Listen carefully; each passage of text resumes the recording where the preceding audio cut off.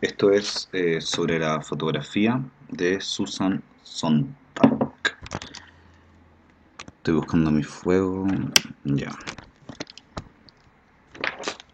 Es una edición de Alfaguara, una traducción de Carlos Gardini, y el primer capítulo se llama En la caverna de Platón, y parte así.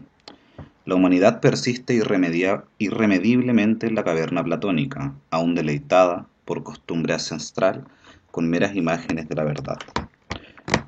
Pero educarse mediante fotografías no es lo mismo que educarse mediante imágenes más antiguas, más artesanales. En primer lugar, son muchas más las imágenes del entorno que le reclaman nuestra atención.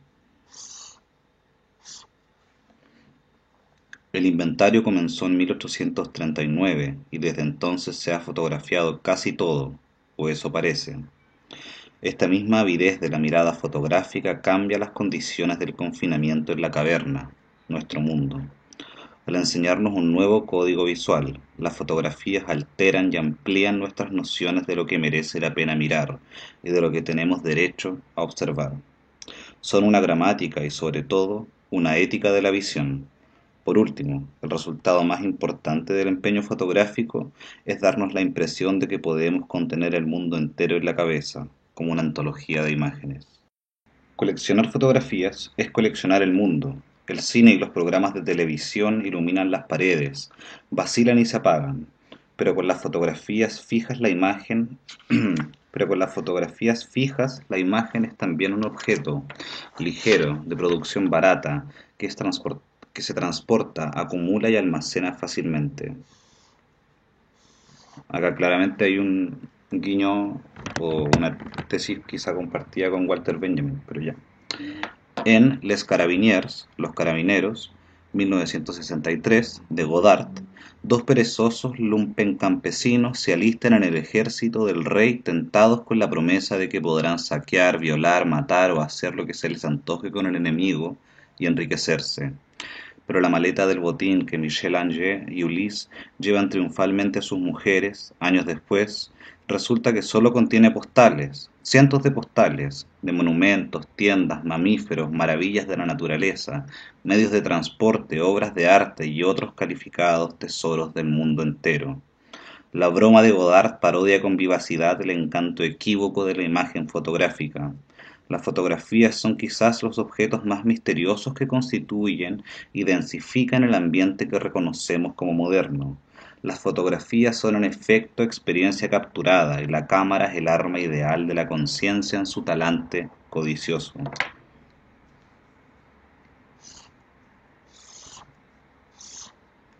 Fotografiar es apropiarse de lo fotografiado, significa establecer con el mundo una relación determinada que parece conocimiento y por lo tanto poder. Una primera y hoy célebre caída en la alienación, la cual habituó a la gente a abstraerse del mundo en palabras impresas, se supone que engendró ese excedente de energía fáustica y deterioro físico necesarios para construir las modernas sociedades inorgánicas. Pero lo impreso hace una forma mucho menos engañosa de lixiviar el mundo, de convertirlo en objeto mental, que las imágenes fotográficas, las cuales suministran hoy la mayoría de los conocimientos que la gente exhibe sobre la apariencia del pasado y el alcance del presente.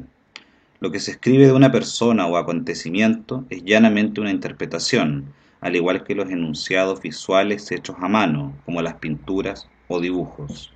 Las imágenes fotográficas menos parecen enunciados acerca del mundo que sus fragmentos, miniaturas de realidad que cualquiera puede hacer o adquirir.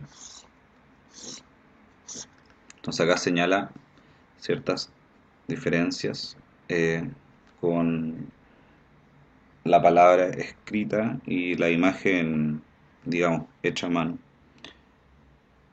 En cuanto tanto la palabra escrita como la elaboración de imágenes, siempre existe un proceso previo de interpretación de la realidad que luego se establece en estos códigos. En cambio, la fotografía es mucho más directa, digamos.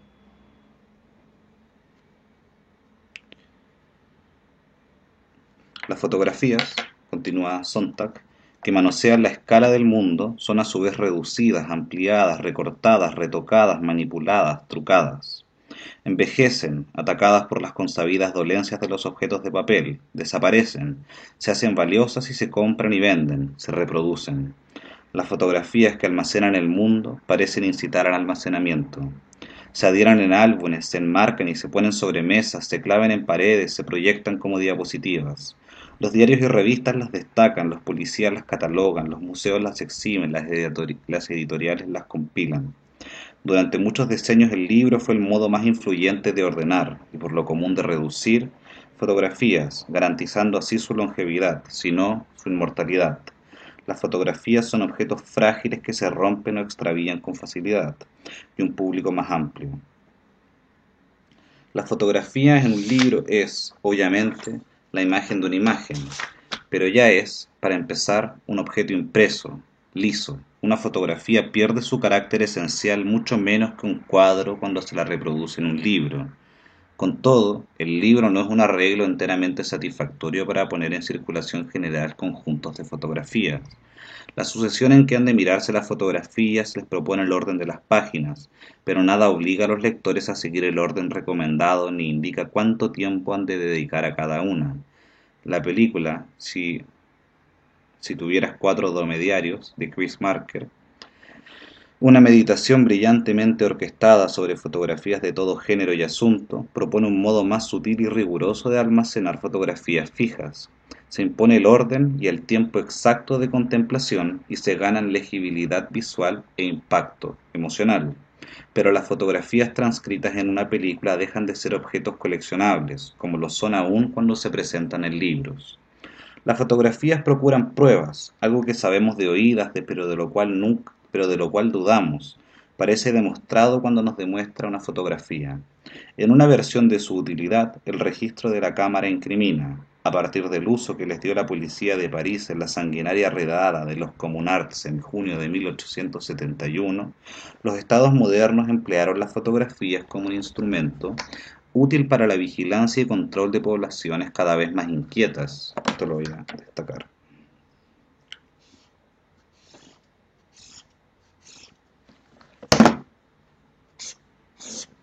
En otra versión de su utilidad, el registro de la cámara justifica. Una fotografía pasa por prueba incontrovertible de que sucedió algo determinado. La imagen quizás distorsiona, pero siempre queda la suposición de que existe o existió algo semejante a lo que está en la imagen.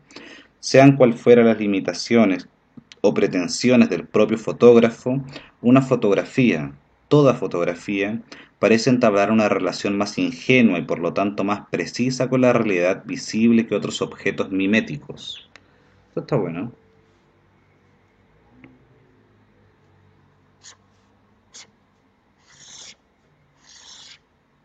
Objeto mimético, qué interesante. Esto es una... Iba a decir que era una virtud de la fotografía, estoy tomando apuntes. Pero no pareciera... Digamos, mejor una característica, para no hacer un juicio valórico.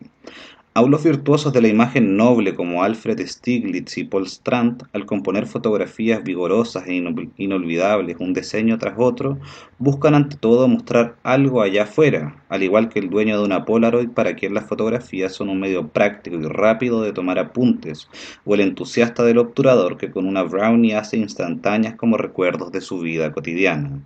Si bien una pintura o una descripción en prosa nunca pueden ser más que estrechas interpretaciones selectivas, una fotografía puede tratarse como una estrecha diapositiva selectiva, pero a pesar de la supuesta veracidad que confieren autoridad, interés, fascinación a todas las fotografías, la labor de los fotógrafos no es una excepción genérica de las relaciones a menudo sospechosas entre el arte y la verdad. Aún cuando a los fotógrafos les interese sobre todo reflejar la realidad, siguen acechados por los tácitos imperativos del gusto y la conciencia. Los inmensamente talentosos integrantes del proyecto fotográfico de la Farm Security Administration, Dirección del Seguro Agrario, a fines de los años 30, Walker Evans, Dorothea Lange, Ben Shahn, Russell Lee, entre otros, hacían decenas de fotografías frontales de uno de sus aparceros hasta que se sentían satisfechos de haber conseguido el aspecto adecuado en la película, la expresión precisa en el rostro del sujeto que respaldara sus propias nociones de la pobreza, la luz, la dignidad, la textura, la explotación y la geometría.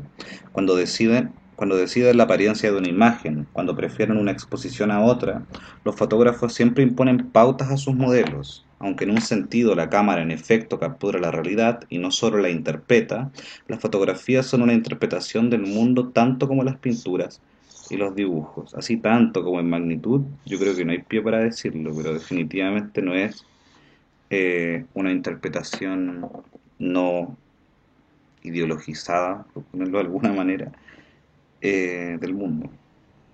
Las ocasiones en que el acto de fotografiar es relativamente indiscriminado, promiscuo u modesto no merman el didactismo de todo el empeño. Esa misma pasividad y ubicuidad del registro fotográfico es el mensaje de la fotografía, su agresión. Las imágenes que idealizan no son menos agresivas que la obra que hace de la llaneza una virtud, como las fotografías clásicas, las naturalezas muertas del tipo más desolado y los retratos de criminales. Todo uso de la cámara implica una agresión.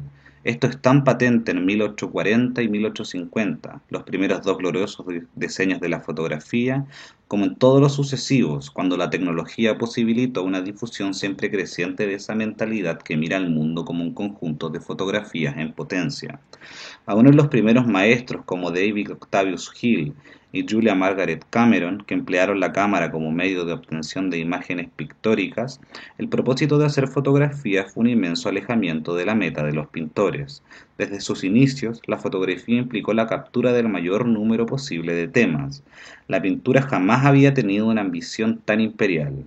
La ulterior industrialización de la tecnología de la cámara solo cumplió con una promesa inherente a la fotografía desde su mismo origen: democratizar todas las experiencias traduciéndolas a imágenes.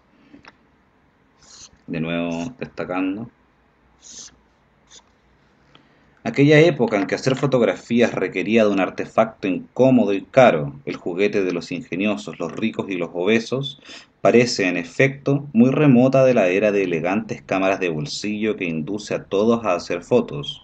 Las primeras cámaras fabricadas en Francia e Inglaterra a principios de 1840 solo podían ser operadas por inventores y entusiastas. Como entonces no había fotógrafos profesionales, tampoco podía haber aficionados, y la fotografía no tenía un uso social claro. Era una actividad gratuita, es decir, artística, si bien con pocas pretensiones de serlo. Solo con la industrialización la fotografía alcanzó la plenitud del arte. Así como la industrialización confirió utilidad social a las operaciones del fotógrafo, la reacción contra esos usos reforzó la inseguridad de la fotografía en cuanto arte.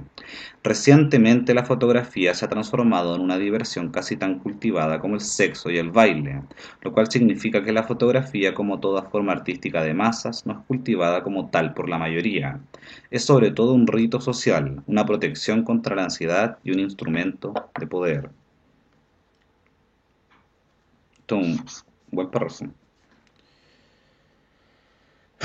La conmemoración de los logros de los individuos en tanto miembros de una familia, así como de otros grupos, es el primer uso popular de la fotografía. Durante un siglo al menos, la fotografía de bodas ha formado parte de la ceremonia tanto como las fórmulas verbales prescritas. Las cámaras se integran en la vida familiar.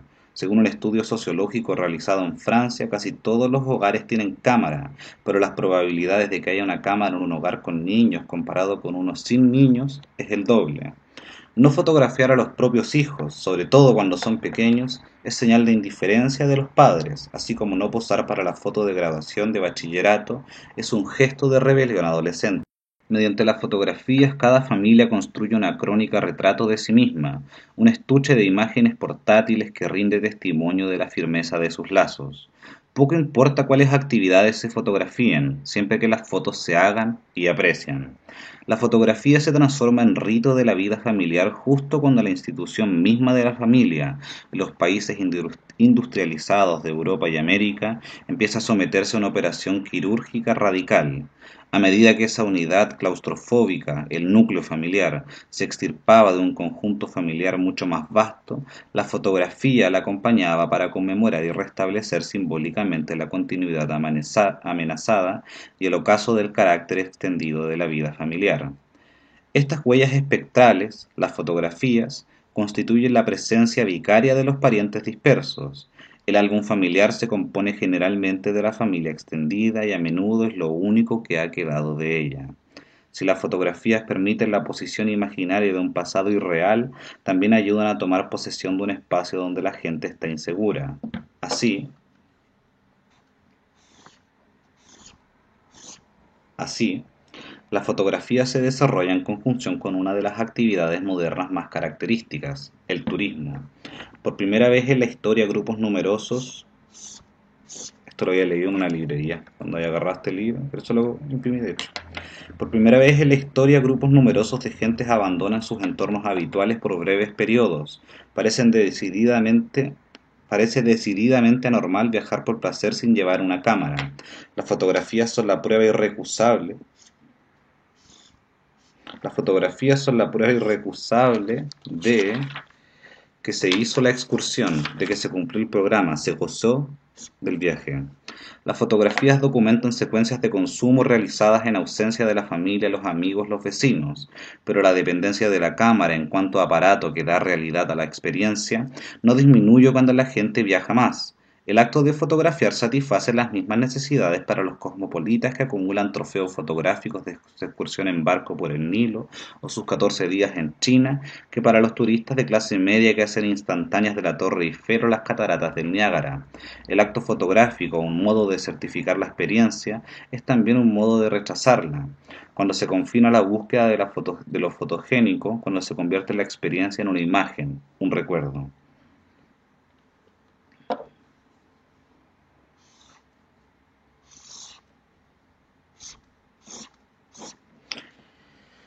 El viaje se transforma en una estrategia para acumular fotos. La propia actividad fotográfica es tranquilizadora y mitiga esa desorientación general que se suele agudizar con los viajes.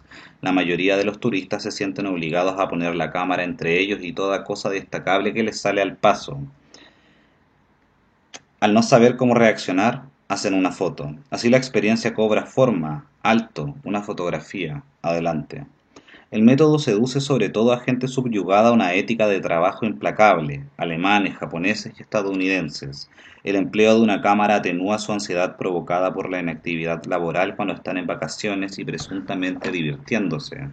Cuentan con una tarea que parece una simpática imitación del trabajo. Pueden hacer fotos. La gente despojada de su pasado parece la más ferviente entusiasta de las fotografías, en su país y en el exterior. Todos los integrantes de una sociedad industrializada son obligados poco a poco a renunciar al pasado, pero en algunos países, como Estados Unidos y Japón, la ruptura ha sido especialmente traumática. A principios de los años 70, la fábula del impetuoso turista estadounidense de los 50 y 60, cargados de dólares y materialismo, fue reemplazada por el enigma del gregario turista japonés, nuevamente liberado de su isla y prisión por el milagro del yen sobrevaluado y casi siempre armado con 2 cámaras, una en cada lado de la cadera. La fotografía se ha transformado en uno de los medios principales para experimentar algo, para dar una apariencia de participación. Un anuncio a toda página muestra un pequeño grupo de apretujada gente de pie, atisbando fuera de la fotografía. Todos salvo uno parecen aturdidos, animados, contrariados. El de la expresión diferente sujeta una cámara ante el ojo, parece tranquilo, casi sonríe, mientras los demás son espectadores pasivos, obviamente alarmados. Poseer una cámara ha transformado a la persona en algo activo, un voyeur. Solo él ha dominado la situación. ¿Qué ven en esas personas? No las sabemos, y no importa. Es un acontecimiento, algo digno de verse y por lo tanto digno de fotografiarse. El texto del anuncio, letras blancas sobre el oscuro tercio inferior de la imagen, como el despecho noticioso de un teletipo, consiste solo en 6 palabras: Praga, Woodstock, Vietnam, Sapporo, Londonderry, Leica. Esperanzas frustradas, humoradas juveniles, guerras coloniales y deportes de invierno son semejantes, la cámara los iguala. Hacer fotografías ha implantado en la relación con el mundo un voyeurismo crónico que uniforma la significación de todos los acontecimientos. Una fotografía no es el mero resultado del encuentro entre un acontecimiento y un fotógrafo. Hacer imágenes es un acontecimiento en sí mismo, y uno que se arroga derechos cada vez más perentorios para interferir, invadir o ignorar lo que está sucediendo.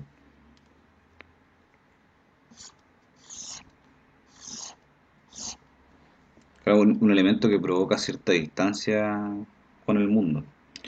Nuestra percepción misma de la situación ahora se articula por la intervención de la cámara, por las intervenciones de la cámara. La omnipresencia de las cámaras insinúa de modo persuasivo que el tiempo consiste en acontecimientos interesantes, dignos de fotografiarse. Esto a su vez permite sentir fácilmente que cualquier acontecimiento, una vez en marcha y sea cual fuera su carácter moral, debería permitírsele concluir para que algo más pueda añadirse al mundo, la fotografía. Una vez terminado el acontecimiento, la fotografía aún existirá, confiriendo en una especie de inmortalidad e importancia de la que jamás habría gozado de otra manera. Mientras personas reales están por ahí mostrándose entre sí o matando a otras personas reales, el fotógrafo permanece detrás de la cámara para crear un diminuto fragmento de otro mundo, el mundo de imágenes que procura sobrevivir a todos. Fotografiar es esencialmente un acto de no intervención, parte del honor de las proezas del fotoperiodismo contemporáneo tan memorables como las de un bonzo vietnamita que coge el bidón de gasolina y un guerrillero bengalí que atraviesa con la bayoneta a un colaboracionista maniotado, proviene de advertir cómo se ha vuelto verosímil en situaciones en las cuales el fotógrafo debe optar entre una fotografía y una vida, optar por la fotografía. La persona que interviene no puede registrar, la persona que registra no puede intervenir. La gran película de Zizka Bertov, El hombre de la cámara, 1929, nos brinda la imagen ideal del fotógrafo como alguien en movimiento perpetuo, alguien que atraviesa un panorama de acontecimientos dispares con tal agilidad y celeridad que toda intervención es imposible. Rear Window, La ventana indiscreta, de Hitchcock, nos brinda la imagen complementaria. El fotógrafo interpretado por James Stewart entabla una relación intensa con un suceso a través de la cámara precisamente porque tiene una pierna rota y está confinado a una silla de ruedas. La inmovilidad temporal le impide intervenir en lo que ve y vuelve aún más importante hacer fotografías. Aunque sea incompatible con la intervención física, el empleo de la cámara sigue siendo un modo de participación. Aunque la cámara sea un puesto de observación, el acto de fotografiar es algo más que observación pasiva. Como el voyeurismo sexual es una manera de alentar, al menos tácitamente, a menudo explícitamente, la continuación de lo que esté ocurriendo. Hacer una fotografía es tener interés en las cosas tal como están, es un status quo inmutable, en un status quo inmutable, al menos por el tiempo que se tarda en conseguir una buena imagen. Ser cómplice de todo lo que vuelve interesante algo digno de fotografiarse, incluido, cuando ese es el interés, el dolor o el infortunio de la persona. Pico. Siempre me pareció que la fotografía era una cosa traviesa, para mí fue uno de sus aspectos favoritos, escribió Diane Arbus, y cuando lo hice por primera vez me sentí muy perversa. Ser fotógrafo profesional puede parecer travieso, por usar la expresión pop de Arbus, si el fotógrafo busca temas considerados escandalosos, tabúes, marginales. Pero los temas traviesos son más difíciles de encontrar hoy día. ¿Y cuál es exactamente el aspecto perverso de la fotografía?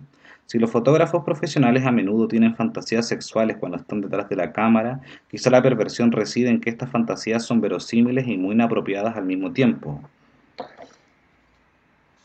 En Blow Up, 1966, Antonioni muestra al fotógrafo de modas rondando convulsivo el cuerpo de Verushka mientras suena la cámara.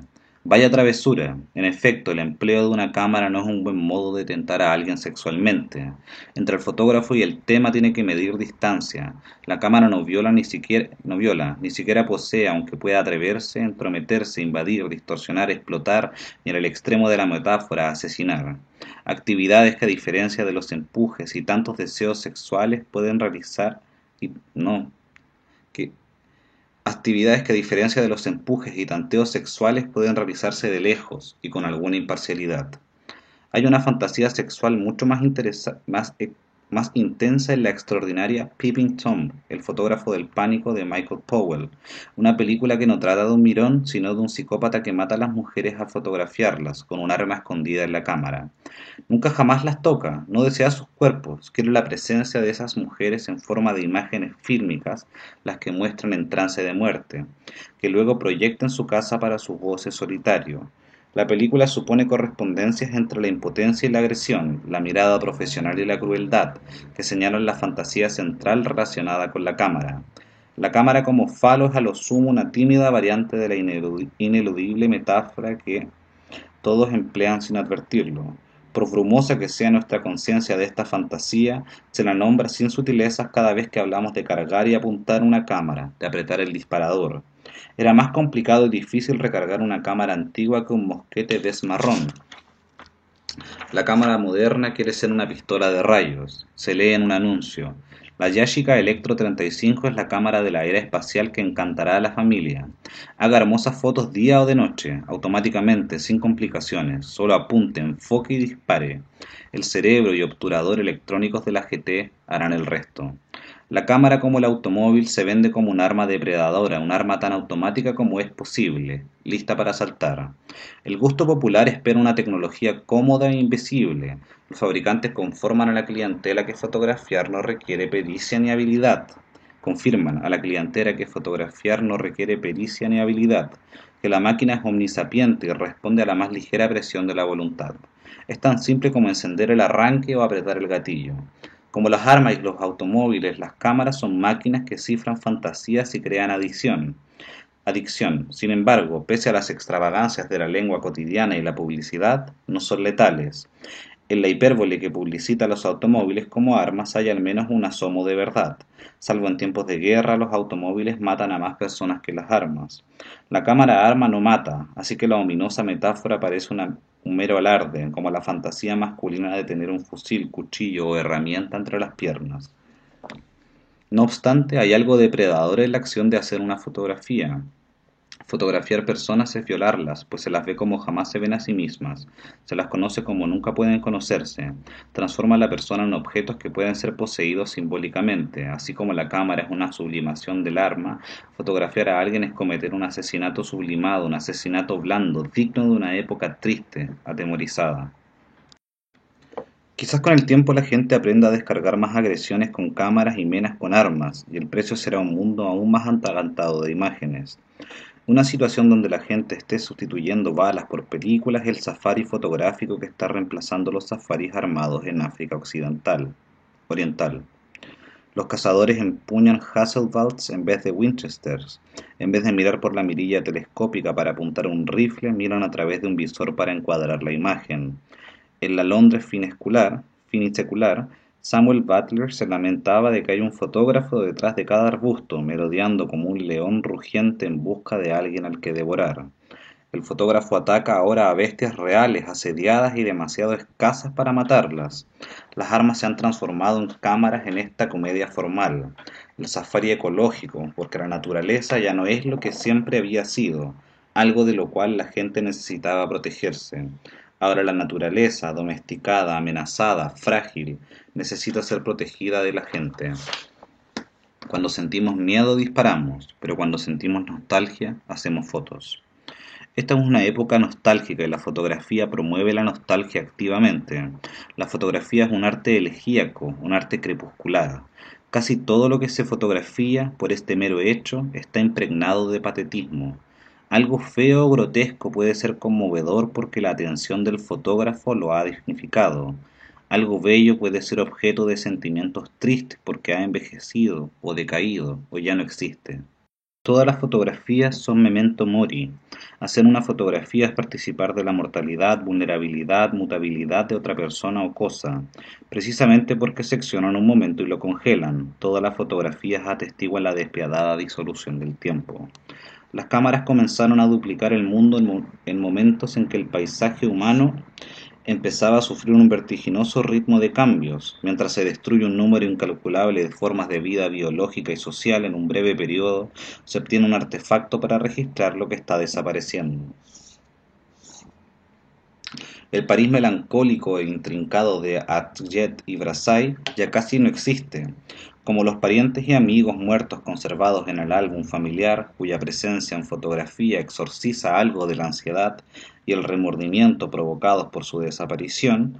Las fotografías de barrios hoy demolidos, de zonas rurales desfiguradas y estériles, nos proponen una relación de bolsillo con el pasado. Una fotografía es a la vez una pseudo presencia y un signo de ausencia.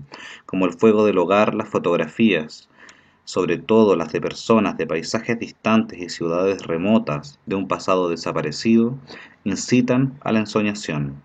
La percepción de lo inalcanzable que pueden evocar las fotografías se suministra directamente a los sentidos eróticos de quienes ven la distancia un acicate del deseo, de quienes ven en la distancia un acicate del deseo.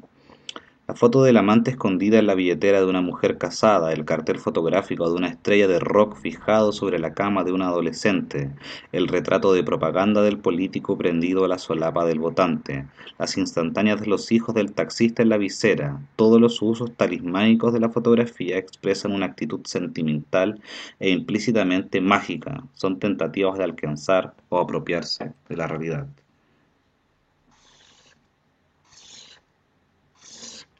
Las fotografías pueden incitar el deseo del modo más directo y utilitario, como cuando alguien colecciona imágenes de ejemplos anónimos de lo deseable como estímulo para la masturbación.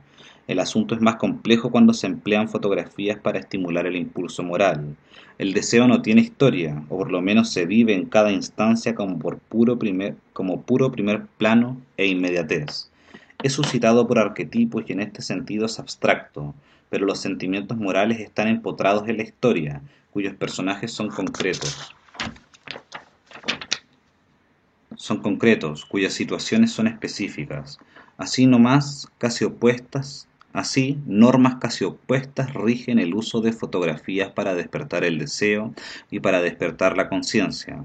Las imágenes que movilizan la conciencia están siempre ligadas a una determinada situación histórica. Cuanto más generales sean, menos probable será su eficacia. Una fotografía que trae noticias de una insospechada zona de la miseria no puede hacer mella en la opinión pública a menos que haya un contexto apropiado de disposición y actitud.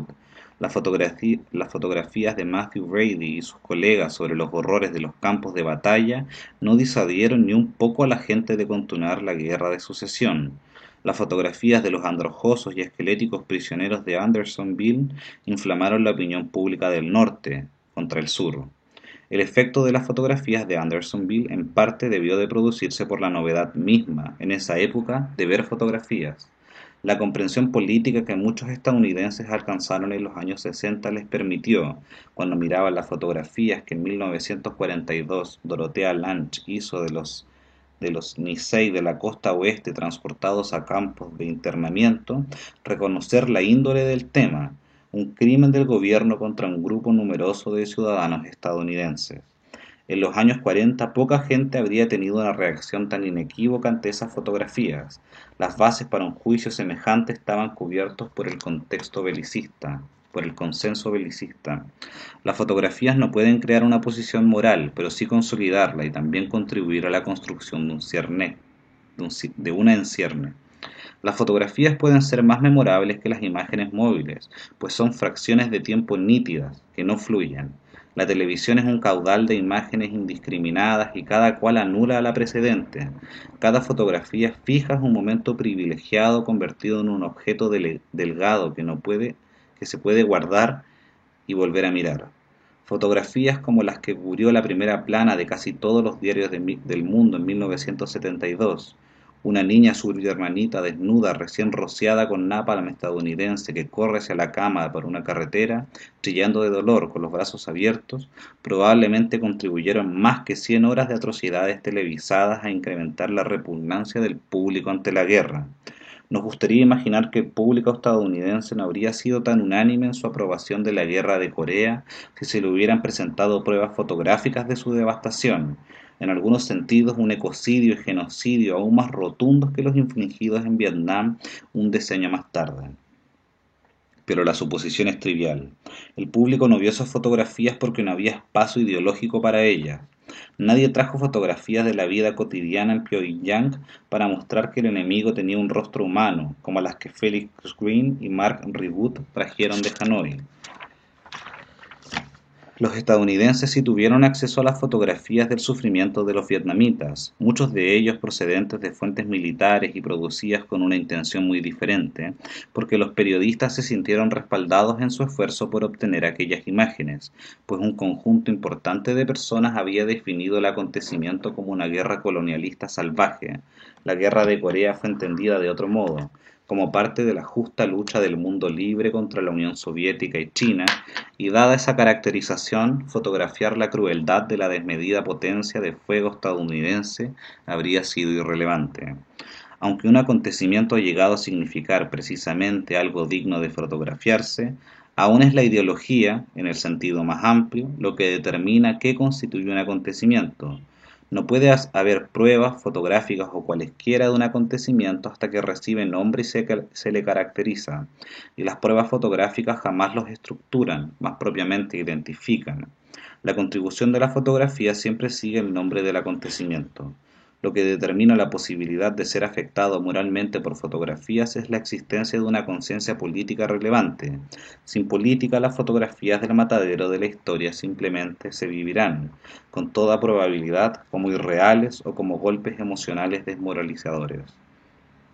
La índole de la emoción, incluido el agravio moral que la gente puede acopiar ante las fotografías, de los oprimidos, los explotados, los hambrientos y los masacrados también depende del grado de frecuentación de estas imágenes. Las fotografías de los biafreños demacrados que Don McMullen hizo a principios de los años 60 fueron para algunas personas menos impactantes que las de las víctimas de la hambruna en la India realizadas en los años 50 por Werner Bischoff, porque esas imágenes se habían vuelto triviales y las fotografías de las familias tuareg muriendo de inanición al sur del Sahara, difundidas en revistas del mundo entero en 1973, debieron parecer a muchos más insoportable repetición en una ya familiar exhibición de atrocidades. Las fotografías causan impacto en tanto que muestran algo novedoso. Infortunadamente el incremento del riesgo no cesa, en parte a causa de la proliferación misma de tales imágenes del horror. El primer encuentro con el inventario fotográfico del horror extremo es una suerte de revelación, la prototípica revelación moderna, una epifanía negativa. Para mí fueron las fotografías de Bergen-Belsen y Dachau que encontré por casualidad en una librería de Santa Mónica en julio de 1945. Nada de lo que he visto en fotografías o en la vida real me afectó jamás de un modo profundo instantáneo, de un modo tan agudo, profundo, instantáneo. En efecto, me parece posible dividir mi vida en dos partes. Antes de ver esas fotografías, yo tenía 12 años de edad, y después, si bien transcurrieron algunos años antes de que comprendiera cabalmente de qué trataban. ¿Qué mérito había en verlas? Eran meras fotografías de un acontecimiento del que yo apenas sabía algo y que no podía afectar, de un sufrimiento que casi no podía imaginar y que no podía remediar. Cuando miré esas fotografías, algo se dio.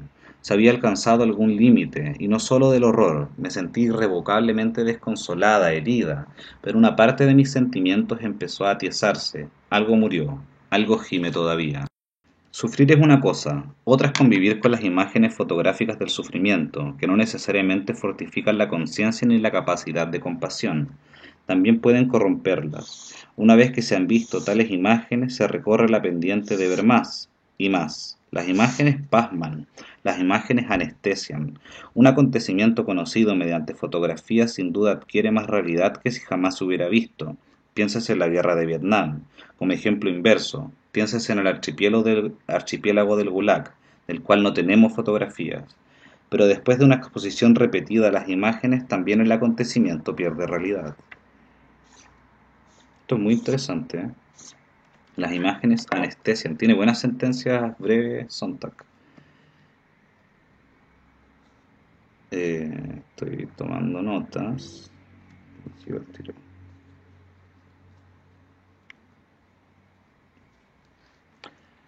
Para el mal rige la misma ley que para la pornografía. El impacto ante las atrocidades fotografiadas se desgasta con la repetición, tal como la sorpresa y el desconcierto ante una primera película fotográfica se desgasta cuando se han visto unas cuantas más.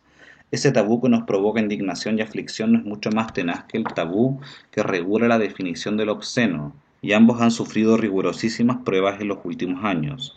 El vasto catálogo fotográfico de la miseria y la injusticia en el mundo entero le ha dado a cada cual determinada familiaridad con lo atroz, volviendo más ordinario lo horrible, haciendo familiar, remoto, es solo una fotografía, inevitable.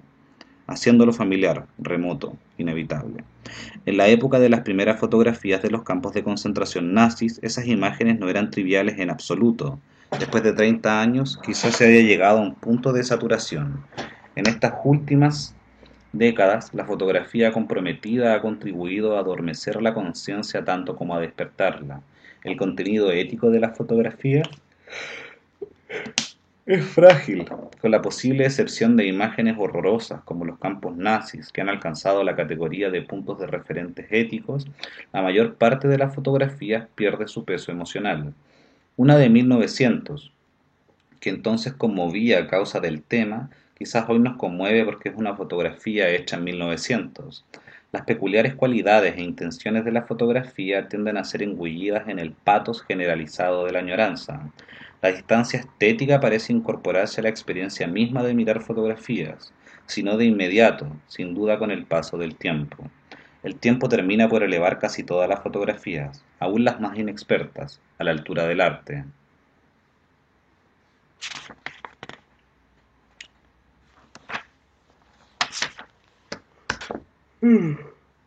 La industrialización de la fotografía permitió su rápida absorción en los usos racionales, o sea, burocráticos, que rigen la sociedad. Las fotografías dejaron de ser imágenes de juguete para formar parte del decorado general del ambiente, hitos y confirmación de esa aproximación reduccionista a la realidad que se considera realismo. Las fotografías fueron puestas al servicio de importantes instituciones de control, sobre todo la familia y la policía, como objetos simbólicos e informativos. Así, en la catalogación burocrática del mundo, muchos documentos importantes no son válidos a menos que se les adjunte una muestra fotográfica del rostro del ciudadano. La visión realista del mundo compatible con la burocracia redefine el conocimiento como técnica e información. Estoy fumando. Las fotografías se valoran porque suministran información. Dicen que hay, hacen un inventario. Para los espías, meteorólogos, jueces de instrucción, arqueólogos y otros profesionales de la información, tienen un valor inestimable. Pero las situaciones en que la mayoría de la gente usa la fotografía, su valor informativo es del mismo orden que el de la ficción. La información que puede suministrar las fotografías empieza a parecer muy importante en este momento de la historia cultural, cuando se piensa que todos tienen derecho a algo llamado noticia. Se tenía las fotografías por un modo de suministrar información a gentes no muy habituadas a la lectura. El Daily News todavía se denomina a sí mismo el diario ilustrado de Nueva York, una clave de su identidad populista.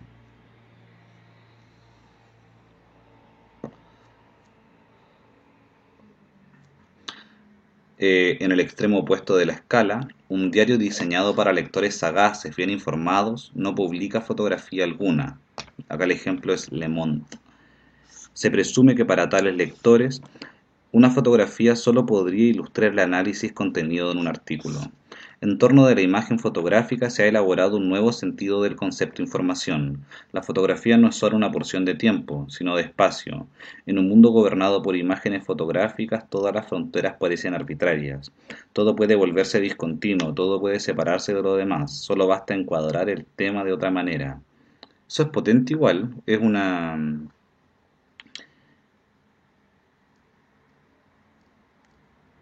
El modo de capturar la realidad de la fotografía es inherentemente descontextualizado. O sea, puede ser acompañado por algunas palabras o otras fotografías que entre sí se den contexto. Pienso en las series fotográficas, por ejemplo. Pero una sola fotografía es siempre descontextualizada, me imagino. Ahora, en caso, la excepción hace la regla igual. Todo puede volverse discontinuo, todo puede separarse de lo demás, solo basta encuadrar el tema de otra manera. La fotografía refuerza una visión nominalista de la realidad social que consiste en unidades pequeñas, en cantidades al parecer infinitas, pues el número de fotografías que podría hacerse de cualquier cosa es ilimitado. Mediante las fotografías, el mundo se transforma en una serie de partículas inconexas e independientes, y la historia pasada y presente en un conjunto de anécdotas y de faits diversos.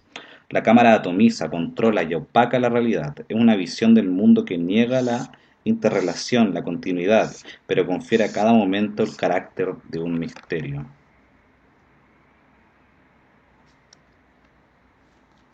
Esto es una buena cita para el artículo de el artículo de performatividad.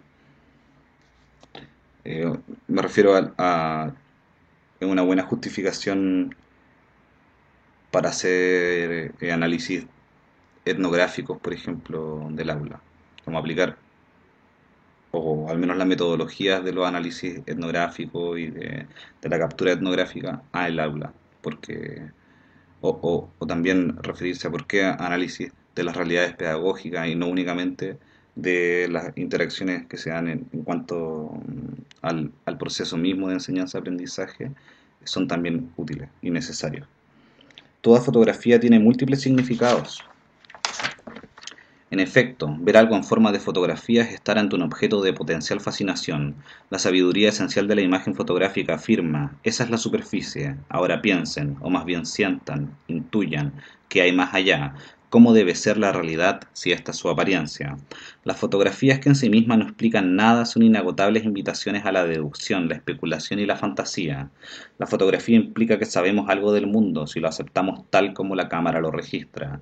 Pero esto es lo opuesto a la comprensión, que empieza cuando no se acepta el mundo por su apariencia.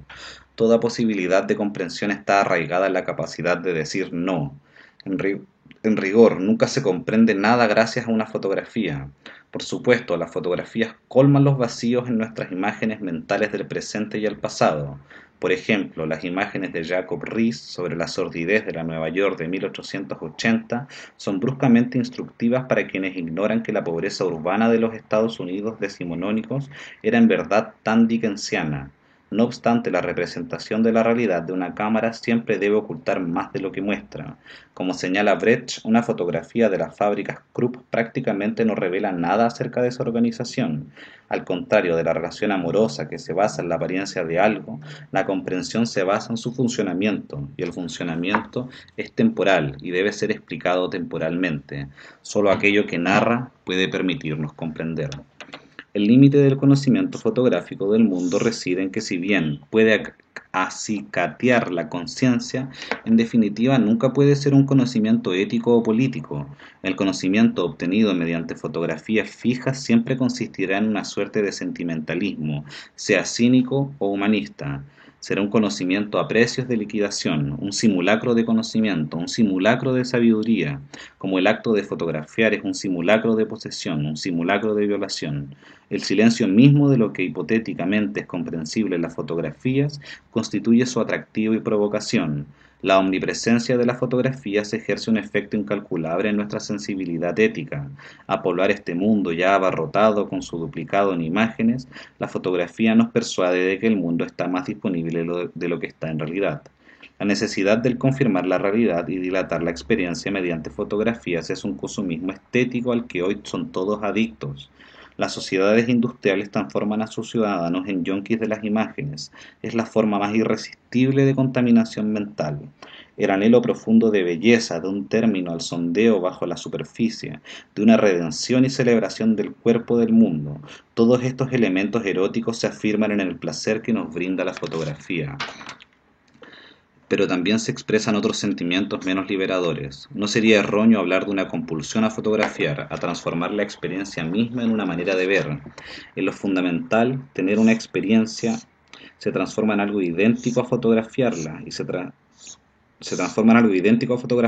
la participación en un acontecimiento público equivale cada vez más a mirarlo en forma de fotografía. El más lógico de los estetas del siglo XIX, Mallarmé, afirma que en el mundo todo existe para culminar en un libro.